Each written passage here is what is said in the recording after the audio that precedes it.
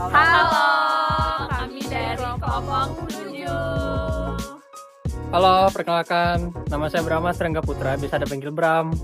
Halo, saya Lisa Dio Aprilia, biasa dipanggil Lisa. Halo, perkenalkan nama saya Muhammad Ilham, biasa dipanggil Ilham. Halo, saya Sofia Hasana, biasa dipanggil Sofi. Halo, nama aku Yunisa Inifat Mala, biasa dipanggil Mala. Perempuan memiliki peran penting dalam sektor usaha mikro kecil dan menengah atau biasa disebut UMKM. Dari data telah menunjukkan bahwa sekitar 52% perempuan berpartisipasi pada usaha mikro, 34% pada usaha kecil, dan 56% pada usaha menengah. Data ini menunjukkan bahwa setiap perempuan memiliki peran penting untuk berpartisipasi dalam dunia kewirausahaan dan memberikan kontribusi yang signifikan terhadap pertumbuhan ekonomi keluarga dan bernegara. Pernah nggak kalian sadari betapa besar peran ibu dalam ekonomi keluarga? Bukan hanya sebagai pengatur keuangan rumah tangga, tapi juga sebagai pelaku usaha yang aktif dan mandiri. Faktanya, menurut data Kementerian Koperasi dan UKM, sekitar 64% pelaku UMKM di Indonesia adalah perempuan, yang mana itu artinya ibu di seluruh Indonesia terlibat langsung dalam menggerakkan roda perekonomian di Indonesia. Kini di era digital, peran ibu dalam UMKM semakin kuat.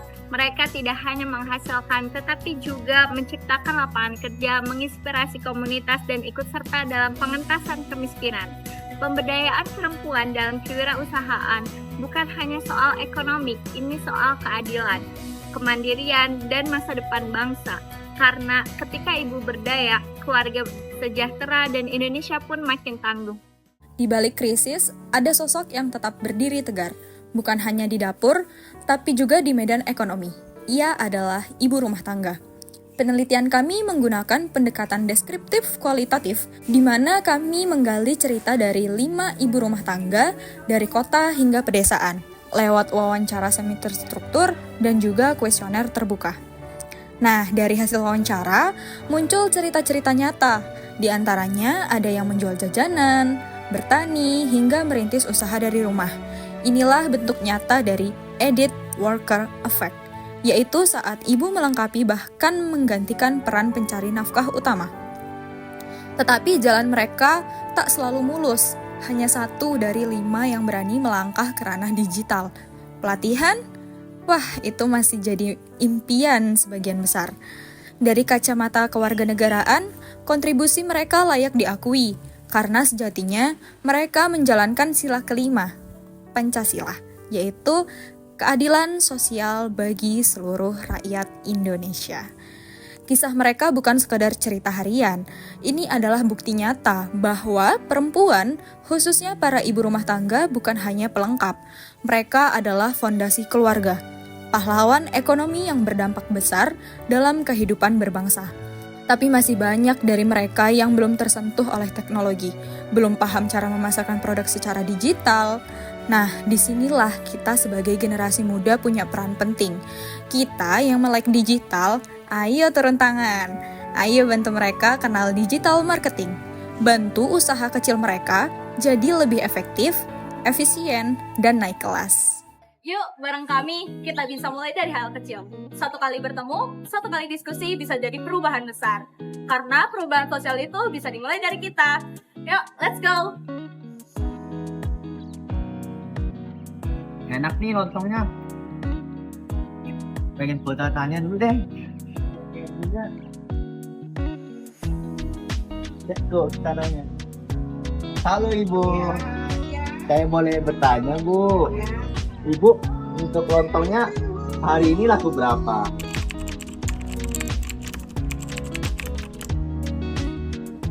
Hari ini kalau kira-kira tuh sekitar 70-80. Hari ini baru buka, hari Jumat, dari buka dari jam 8 sampai jam 9 malam. Paling kira-kira 500. 500 ya. Kalau Sofi belum tuh, Belum. masih manual. Iya. Masih yang kayak gini aja. Itu sudah udah punya, cuman untuk pelanggan yang terdekat aja itu masih ada. Belum ya? Nah, untuk di era zaman sekarang kan Bu, orang tuh lebih suka beli online kan Bu ya, karena lewat aplikasi biasanya, karena lebih praktis. Nah, tinggal klik dari HP, makanan bisa langsung diantar Bu. Ini juga bisa jadi peluang besar buat ibu. Shopee Food itu bisa buat ibu cari pelanggan. Ya, apalagi sistem Shopee Food itu gampang Bu. Ibu cukup daftar lewat HP, nanti tinggal upload foto makanan, tulis harga, tulis jam bukanya lontong Ibu. Nah, kalau kalau ada pesanan drivernya bakal datang Bu. Nah, pembayaran pun aman, bisa pakai QRIS, transfer dan lain-lain Bu. Tidak langsung masuk ke rekening Iya. ya. Mungkin segitu aja Bu pertanyaannya. Makasih. Pernah nggak sih kalian mau beli produk atau sesuatu tapi malas banget buat keluar karena cuaca yang panas, macet, belum lagi antriannya. Nah, tenang aja, sekarang semua itu sudah bisa diatasi dengan mudah.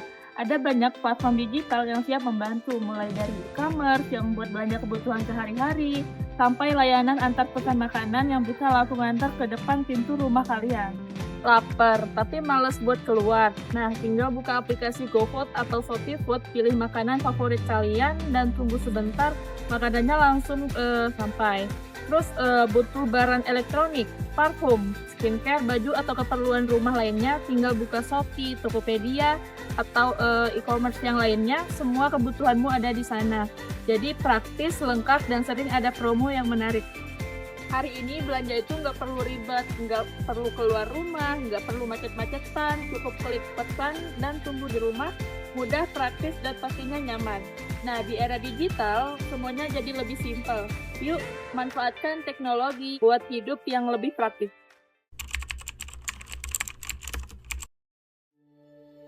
Oke, jadi awalnya saya ngerasa nih tugasnya biasa-biasa aja. Ternyata ini tugasnya keren banget. Mulai dari kita yang ibu-ibu yang kita temuin, berjualan, dari mulai menyiapkan sajian makanan sampai ke menyajikan ke orangnya. Jujur aja saya ngerasa lega, udah bisa bantuin walaupun sedikit ibu-ibu. Semangat terus ibu-ibu.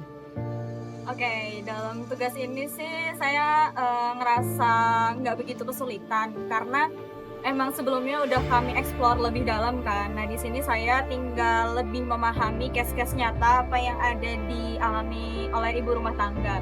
Nah, dari sini saya lebih memahami gitu. Kalau sedikit aja kontribusi dari kita ya, kayak kita ngajarin beliau itu online shop atau ngajarin digitalisasi segala marketing itu sangat berimpact gitu bagi mereka.